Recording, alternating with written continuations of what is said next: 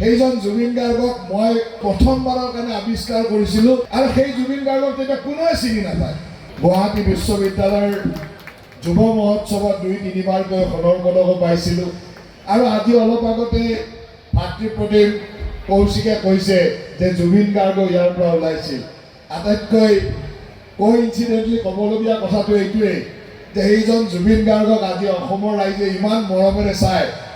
সেইজন জুবিন গাৰ্গক মই বিবৰা মহাবিদ্যালয়ৰ সাধাৰণ সম্পাদক হিচাপে প্ৰথমবাৰৰ কাৰণে আৱিষ্কাৰ কৰিছিলোঁ আৰু তেওঁক যুৱ মহোৎসৱলৈ লৈ গৈছিলোঁ।